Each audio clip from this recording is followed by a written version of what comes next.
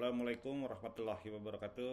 Sebagai Kepala Bidang Kesehatan Hewan dan Kesehatan Masyarakat Veteriner yang sekaligus penyandang profesi sebagai dokter hewan, setiap tahunnya di momen Idul Adha kami berharap upaya kami terjun ke masyarakat secara langsung selain bernilai sebagai kinerja, tapi juga bernilai ibadah secara langsung.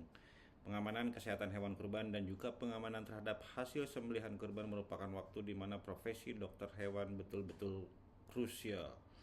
Alhamdulillah tahun ini prosesi kurban di Jawa Barat tidak ada kendala dan masalah. Kecukupan dan keamanan serta kesehatan hewan kurban dapat kami jaga. Kemudian dari sisi pelayanan bidang kesehatan hewan dan kesehatan masyarakat veteriner, setiap bulannya tidak kurang dari 7.000 hingga 8.000 sertifikat veteriner yang merupakan syarat lalu lintas hewan dan produknya dapat kami terbitkan. Itu yang dapat kami sampaikan. Wabillahi taufiq wal hidayah. Wassalamualaikum warahmatullahi wabarakatuh.